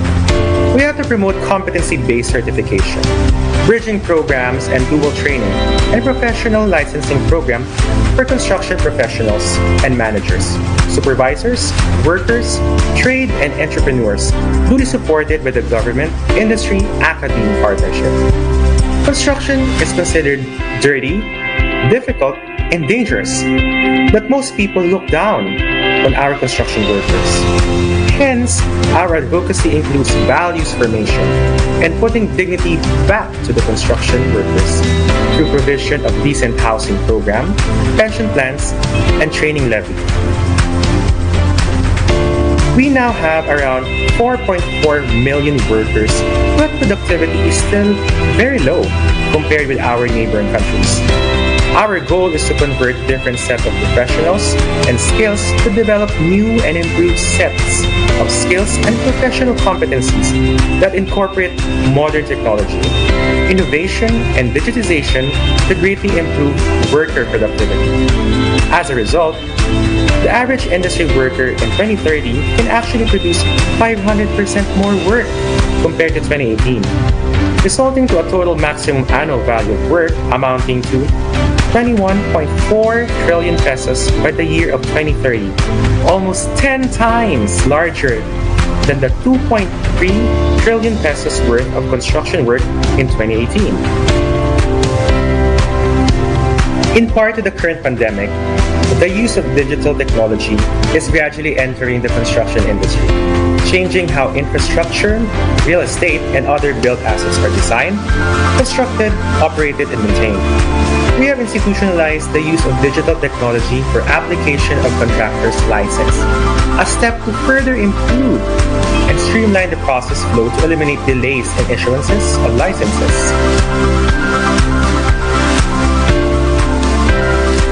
We are now in pursuit of trade liberalization policies with reciprocity that includes amendments to existing laws, rules, and regulations. Our other advocates include research and development and use of alternative sustainable materials, comprehensive and integrated strategic environment assessment of infrastructure programs, and projects sensitive to biodiversity, sustainability incentive program for reduction of greenhouse gas emissions in built environment, and for construction of disaster-resilient infrastructures. There is an urgent need for collaboration to develop facilities across all regions for research and development and training. Is deemed appropriate to be managed by the construction sector, supported by the government and enhanced by the academia. Just recently, PCA was accredited by the Technical Education and Skills Development Authority, TESDA, to be the National Construction Industry Board. Fulfilling our role as a global partner and building nation is vital to the needs of the world economy. The demands for construction worldwide continue to rise. Although our neighbors are advanced in technology and ready to take up the challenge, they lack the workers, and services are getting more expensive. The strength of Filipino human capital is based on talent and adaptability, but the huge part of local contractors' works are still outdated. Hence, the need to support the construction, engineering, and architectural firms to strategically plan and build capabilities for providing engineering, procurement, and construction (EPC) services. From surveying to design, to building and monitoring the development and progress of infrastructure projects, we have to improve on work methodologies, capitalizing on exploring and adopting new and modern digital technologies, tools and equipment, and processes. The country has a young generation of eligible manpower that can be harnessed to form the nucleus of transform the construction industry in order to meet the demands of the future. We, at PCA, continue to shepherd our next generation of nation builders, preparing them on the challenges of the construction industry. With one objective, one action, one destiny. Or in Filipino, isang hangarin, isang pagkilos, isang patutunguhan. We will continue to be a global partner in building nations. Thank you at maraming salamat po. Thank you, Barry, for that very extensive and comprehensive presentation. Actually, that's a lot of data information to unpack, Conrad. Do you have any clarificatory questions about the PCA Executive Director's presentation? No, I think we can just proceed to the open forum. I'm sure our audience have a lot of questions to ask from him. But perhaps you'd like to start with asking Mr. Paulino a question regarding his talk about. I would also be actually maybe we can focus on the fact that we're only a tenth of the capacity for the development of our construction and infrastructure workforce, and that in the coming years there's this very vital need to train up everyone and upskill them. But I was wondering how we can go about doing so. What are the specific methodologies and for us to be able to maximize and not miss that opportunity of, I think, was that 23.1 trillion? Barry, did we understand correctly the data that you presented to us? You're on mute. Maybe you can. There. I think what we can do collectively is put our act together and come up with the legislation of a 30-year infrastructure development plan. This is absent in our country. As mentioned by my staff, we only have 6 years for every administration, and things get worse because the moment a new administration comes in, there is revisiting the old plans, the old projects, then integrate a new plan again, a new project. This is cyclical, no? Year in, year out, we've been doing this for so many years. We are the only country without a long-term master development plan. This is precisely what we have to legislate And we're working together with the Congress and the Senate. Hopefully, this time around, a new legislation will be passed so that this 30-year infrastructure master development plan will be implemented by this administration. Obviously, these are the things that we've been advocating since the last administration. Unfortunately, it's quite difficult to tell the government about these plans, no? And if we will not change the way we do things, chances are we will only produce projects that are minimal, no? Unlike the 23 trillion that we are targeting, this is doable with the integration of digitization and modernization, upskilling, and upgrading our workforce. So we'd be basically having programs, workshops, an assortment of symposia for collecting our human capital and be able to give them programs. Perhaps Yes. maybe with TESDA and other government agencies in collaboration with them. Actually, we are collaborating with TESDA. We have the Construction Supervisors Training Program, which is ongoing all over the country. We are also doing the Industry Academy Partnership with CMDF. In fact, we launched a student competition on bridge modeling using digitization, and we included the mentors of these students in the training program for digitization. So we are now in Cebu. We have launched the program successfully, and putting dignity back to the construction sector, because we see that the construction as dangerous, dirty, and difficult.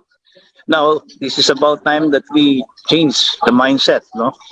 We have to dignify the workforce, give them pension funds, give them proper training on health and security and safety, give them decent housing units. This is our target. This is our advocacy at PCA. So Barry, what are maybe you can invite people, those in the construction and infrastructure industry, to become a part of these upskilling and training programs? You might want to announce any of them that they can Yes, actually, everybody sign up. Yeah, everybody is on board now as far as PCA is concerned. We have around 7 affiliated organizations, and then we have about 111 associate members consisting of manufacturers and suppliers. In fact, I've been doing this presentation year in, year out since the last administration, just to promote this roadmap. No? This is very important. The roadmap is really very important for the country. This will spur economic growth. This will spur the right planning, because the land use planning is essential to preserving our forests, our fauna, our coastal areas. This is how we do things at PCA. This is good news, Conrad, also, right? In terms of jobs generation, this directly impacts on the ability of people, Conrad, to be able to have their livelihood. Yes, actually, we are in touch with Dole on the 1 million plus jobs to be generated by the construction alone. So Dole is quite supportive with our programs, and we also support Dole in terms of providing the much needed data, the requirement. Although we are experiencing now the lacking skilled workers, because during the pandemic, most of our workers went home and established their own businesses. So we're now drawing them back to the industry by giving them incentives, training. It's really difficult because the moment we train people, skilled workers, chances are they go out of the country. The likes of Singapore, Dubai, Malaysia. So we have to produce more skilled workers, more project managers, more project engineers. Everything should be improved and add on to the workforce. And of course, opportunities, of course. Since Yes, if we opportunity. upskill them and then there's an opportunity, definitely they'd be going outside to seek greener pastures. On a So senior maybe on that, level, we can also invite our other speakers to join our discussion. Please For do. Undersecretary Emil and Engineer June, if you could join us, please. We can start fielding questions from our audience. Yes, I think we have here for the undersecretary of the DPWH. Would you care to comment on the August 2021 Commission and Audit Report on the performance of DPWH? What strategies have been implemented to address issues such as documentary requirement, proper coordination, and to establish the viability of projects so far? This is from our follower from Marikina. That's for Undersecretary. Yeah. Thank you, Conrad, for that questions. Actually, for the past 2 years during the pandemic, it's not only DPWH, but the entire bureaucracy that were actually calmed down by the delays brought by the 2 years pandemic. But nevertheless, for DPWH's infrastructure, we were able to mitigate some of those. In fact, the other issues on right-of-way acquisition were also being fully funded as of today, to include, among others, issues on technicalities on operations and management of the various infrastructure projects. Like in the case of some projects where equipment has to be brought in from other countries, like in the case of Paved Bridge. But because of the pandemic, there were huge lockdown that caused delays on the implementations of projects of that time. But nevertheless, under this 2022, we were able to ramp up implementations to catch up those delays. No? So meaning the problems were just a shortfall with regards to the magnitude of the implementations and the capacity of the Department of Public Works and Highways. So there's always a time where we can catch up most of the delays. Some other issues, especially in the regional and district offices, were also being affected by the pandemic, are now little by little also overcoming these delays. So, ganun lang, but we really have to sustain the momentum of implementing projects. As time goes on, we really have to be more focused on the completions of the projects to get a better advantage. Not only the good weather conditions, but also the effect brought by the pandemic. So, nakaka-recover naman tayo towards that. Thank you very much, sir. Thank you very much. So, the fourth, do you have any questions for any of our... Actually, I would have a question for both the Undersecretary and actually for Barry also, because in terms of one of our columnists, Robert C., he's a transportation economist and urban planning specialist also. He has often advocated the shift in infrastructure mindset from a very motorist traditional transportation mindset to a more green transportation and even pedestrian kind of building vision. So he was saying that we should have more walkways, more bike paths, and other green technology friendly infrastructure as the focus, shifting from the more traditional, just of course also essential traditional roads and bridgeways. So the question is really more for both of you. How have we improved in terms of the design and implementation of aside what was answered earlier was the green aspect of it. In this question, how have we improved in terms of pedestrian, bikeway, and green technology infrastructure building? Maybe Undersecretary, you'd like to start with answering. There's always a challenge with regards to the space on the workable areas for every constructions. But the bicycle lane has become part of the design concept once we enter into a new constructions, no? Especially on the wider road scale. And even the constructions of bridges. The bicycle facilities along national roads that will make needs for safe access of bicycles and other road users has to be assured in our succeeding designs. So nakakasama naman yung express, except for the expressway kasi talagang fast moving ang traffic mo dyan and it's not even safer to go that way. Pero in those other national roads where the pedestrian lanes and as well as the bicycle lanes can coexist altogether, it can always be part of the development concept or any new design. And also maybe more pedestrian-friendly passageways or development in urban areas and even semi-rural areas. Yes, that's it. How about Barry? In terms from the point of view of the construction from contractors' POV, how would you say we've improved in terms of pedestrian and bikeway construction? Actually, Metro Manila is too crowded already. And we don't have any option but to consider also transmigration projects. To East Manila, out of so many population, we have to develop new areas where people can live, learn, and work.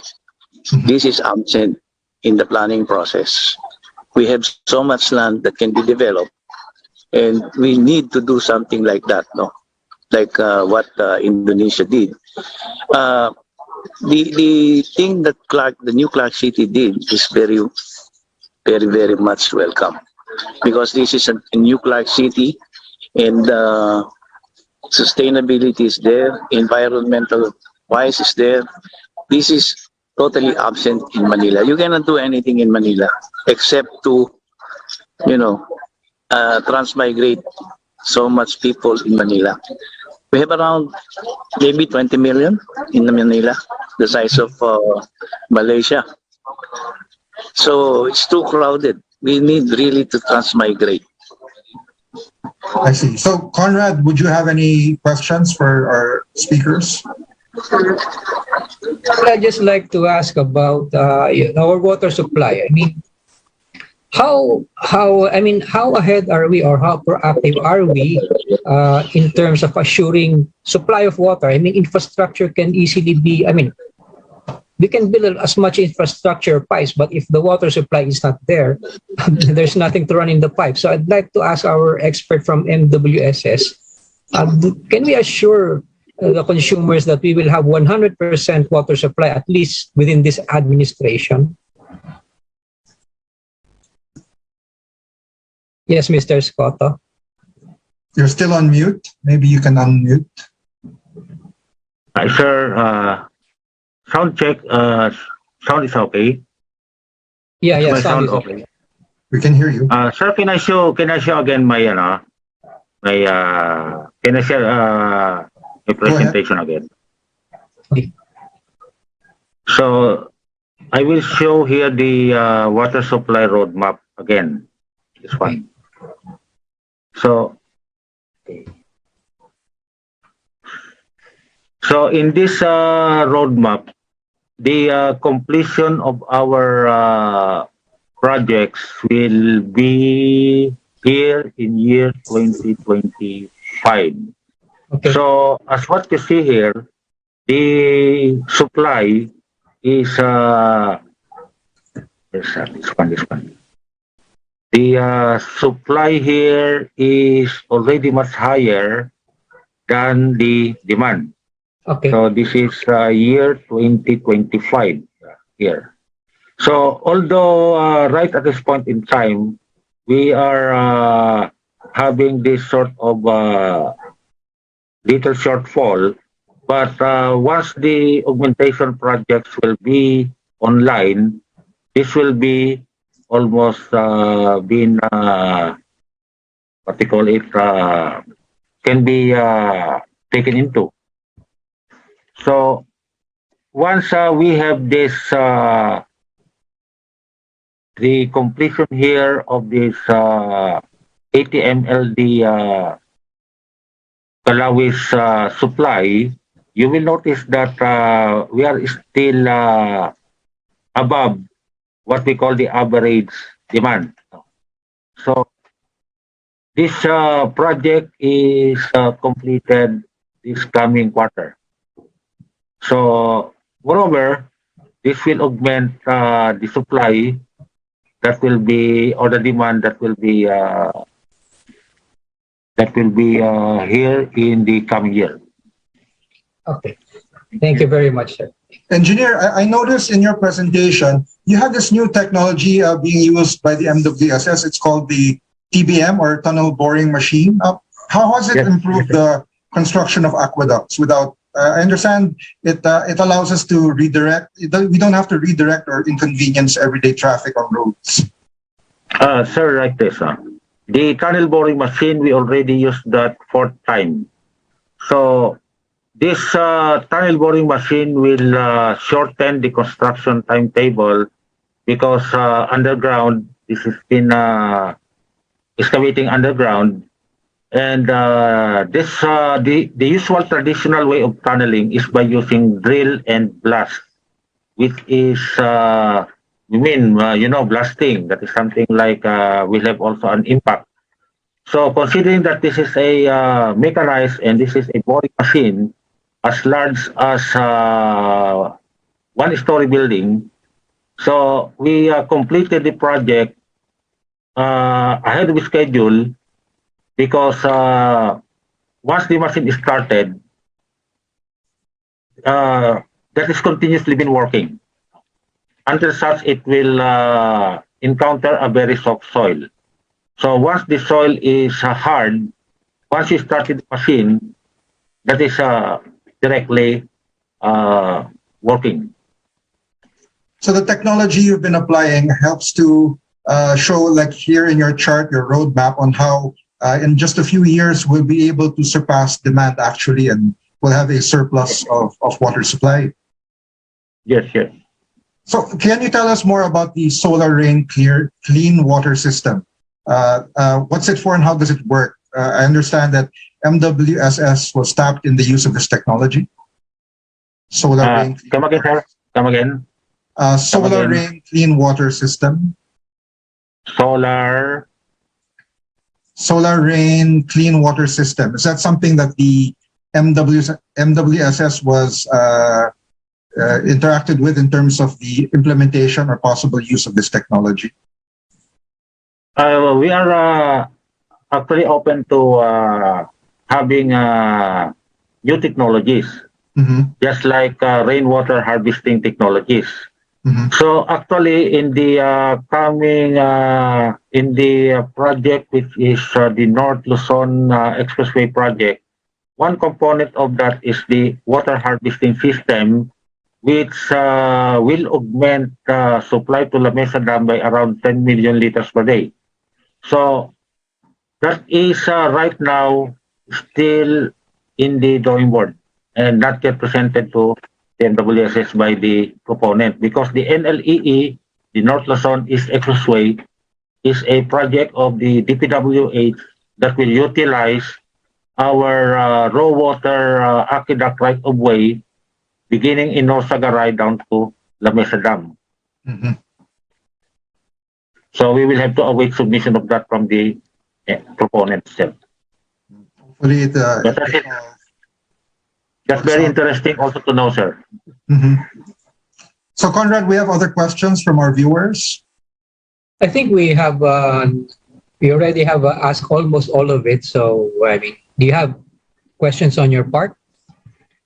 Well, there was a question from Rodolfo Rodriguez regarding in the past you had surety bonds for Undersecretary. This is a question for the DPWH.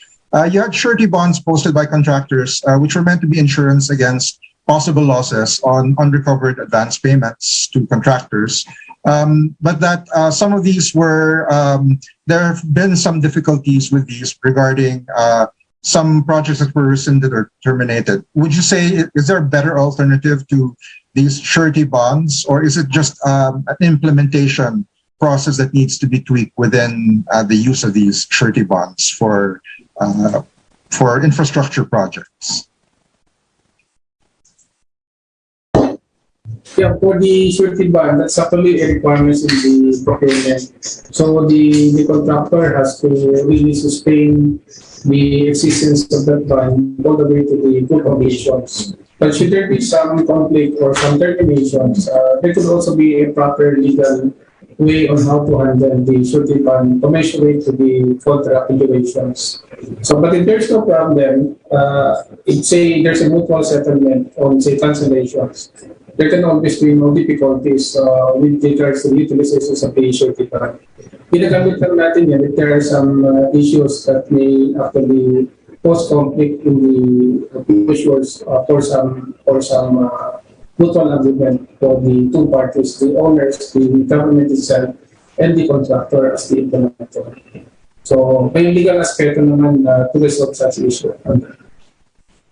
Yes, thank you, Undersecretary. I think it's reassuring given that the pandemic has really impacted all agencies and all government institutions. So it's nice to see how the DPWH has rebounded from all of the challenges that if you had to hurdle the stoppages, the supply chain breakdown. So it looks like for all optimistic presentations that we're on our way at least to being on track, if not spot on already on the original roadmaps that you've been showing us. Yes, that's true. In fact, most of the big ticket projects we really have to be more prudent in finding some solutions, not only on the addressing some delays, like in the case of pandemic, but also even looking for some appropriate for budget. So there's always a challenge this step on the way until full completion. Importante dyan, you really have to sustain the momentum given that the financing itself, particularly the loan, has to be recognized in terms of its time element. If this is 5 years, 4 years, or 3 years loan agreement, you really have to exert effort to meet those timelines. So at least you can meet some schedules for the completions. And as well as it will not go for generations of interest from the loan by its nature. Thank you. It's also reassuring how the current administration is continuing and is very supportive of the ongoing projects that have not been completed yet in terms of the last administration. I guess one of the clearer things that was brought up is that there has to be a very strong interaction between government policy and private sector support. So if I may ask Barry, what are your proposals to our government representatives here and on how you can better cement the partnership between private sector and public sector in terms of moving forward with our infrastructure sector?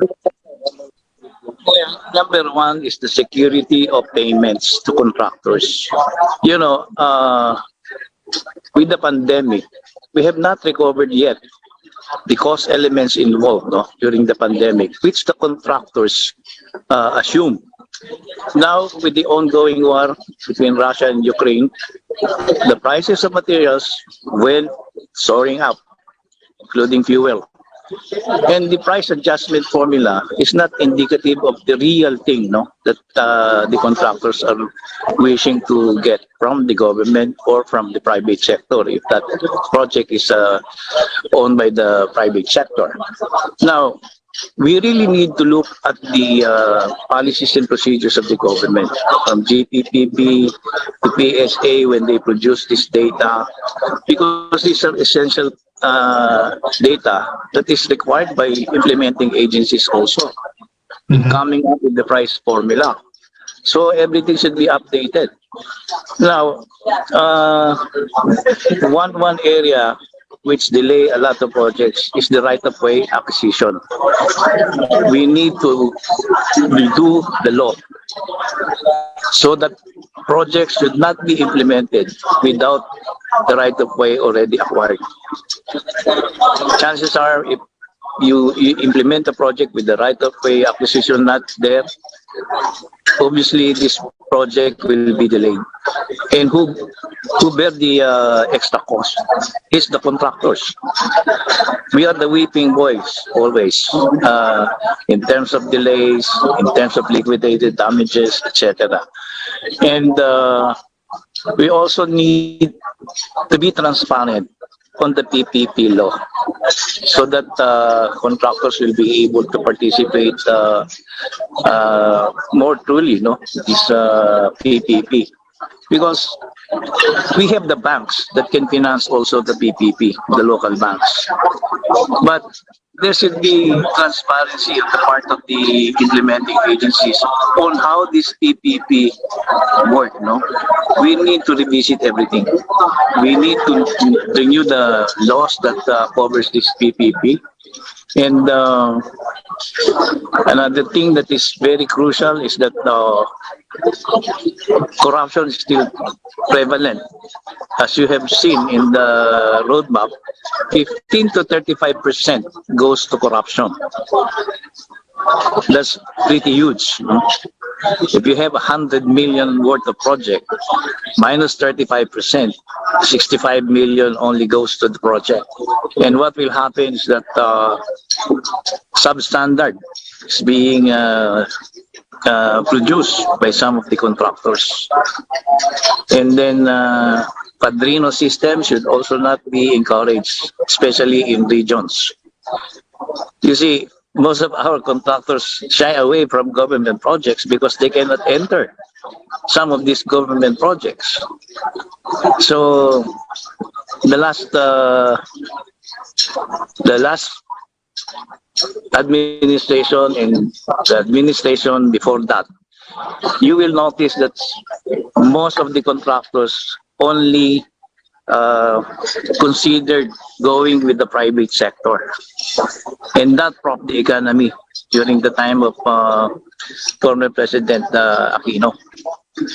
With the President Duterte, the administration on the bill, something positive happened. We have produced a lot of these projects, although some of them are on the way to recovery pa. But nevertheless, we are positive about the approach of the new government to continue building more, which is better for the country. And we are supportive of the DPWH. Secretary Manny Bonoan is a close friend of mine. So I plan to see him one of these days and impart to him about the importance of the roadmap. So everybody should be aligned with the roadmap so that we can plan pretty well, especially the land use, to protect our coastal areas from being abused by developers, as well as those farmlands that are being converted into housing. So these are the things that PCA is looking forward to, and hopefully everybody should be aligned with the trust of the government.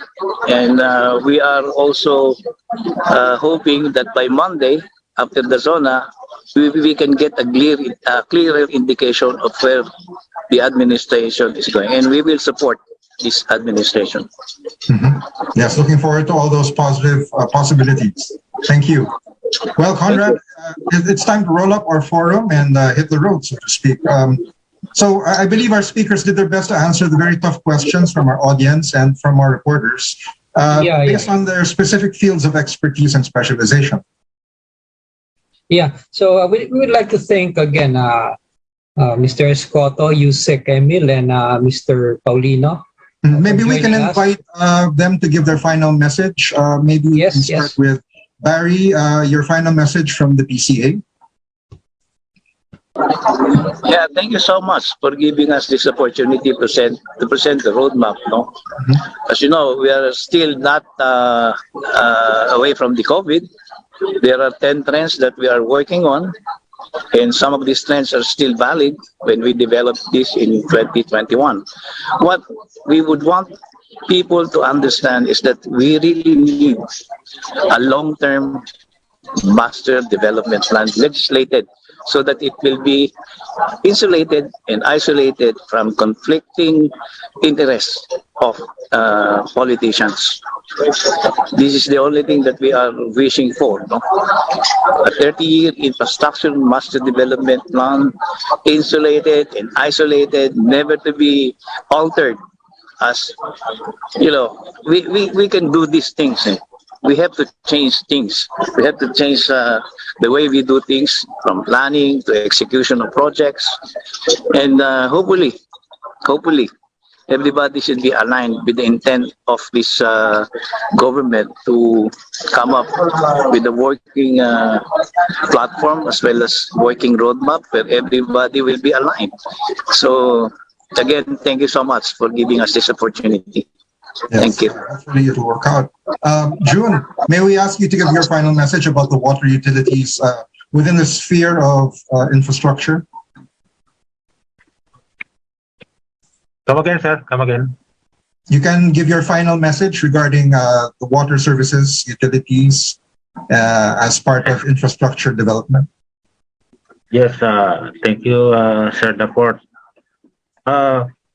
Actually, the MWSS is currently developing all these water sources programs, developing and implementing, in order that the future demand, we have to adequate supply in the future, and also we are aggressive now in implementing these sewerage programs, because we have a compliance requirements to the mandamus ruling issued by the Supreme Court.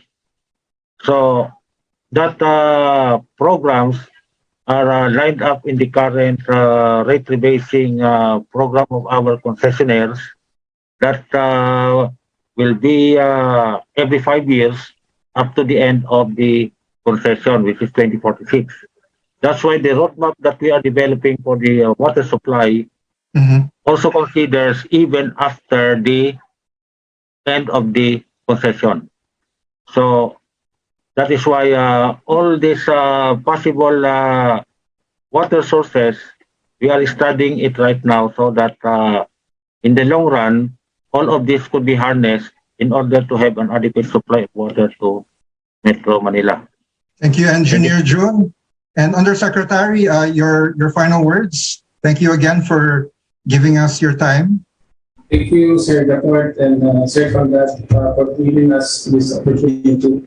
So far as TPWS is concerned, while we have around 44 projects enrolled under the Build program, rest assured that the DPWS will continue to pursue its implementations all the way to the full completion. In fact, we have a better sustainable transition that happens from the time of President Duterte all the way to the Marcos administrations, because no less than President Marcos Jr. really exemplified in his speech that there will be a continuity of these flagship projects, because we understood that the President also has a better appreciations on the significance of these projects towards ending the huge infrastructure gap for the country. So wala pong nasasayang. In fact, under President Duterte, there was the team from infrastructure cluster and the economic cluster that works hand in hand. And even this time, under President Marcos Jr., also have his own team for the infrastructure clusters and the economic cluster. And this really coexists the appreciations as well, not only on the technical operation side, but also the financing of the projects. No? So meaning all projects that has gone through the NEDA ICC board approval are actually closely monitored by both the infrastructure clusters and the economic clusters. So tuloy-tuloy po yan because the two governments are really serious in pursuing the completions of these projects. In fact, under this administration, we could still foresee a more larger scales of implementations to add on to some specific program on projects that President Marcos Jr. may wish to implement under this administration. So DPWS is really focused on that, and we are also looking at the same magnitude and the same momentum that DOTR and other implementing agencies can actually work with the respective projects. So, as I mentioned, in 119 projects, flagship projects that I have presented, where 17 line agencies are actually involved in those implementations. So, except for those 19 projects, mostly unsolicited proposal, that were actually returned by NETA to the implementing units to revisit back its own programs. So if there's a need to endorse it again or to consider for financing, NETA will really again have to look back on the review of the same projects. So, but significantly, these programs can really be fully completed under this administration. 2028 is a long way to go, but we are actually assured that most of these projects can be fully completed by the end term of President Marcos Jr. administration. That's good Thank you to so hear. much, Conrad, and the board for giving us this opportunity to present the program of government on infrastructure sectors. Thank you so much. Thank you, DPWH Undersecretary Sadayan. Thank you also, MWSS Field Operations Management Department, June Escoto, and PCA Executive Director, Barry Paulino. So, Conrad, that's a wrap. Ladies and gentlemen, I'm the fourth president. Yeah, thank you very much to all of you. We hope we help map out the future of infrastructure with Road to Prosperity paved with good intentions. Have a great day ahead. Thank you, everyone. Thank you. Thank you.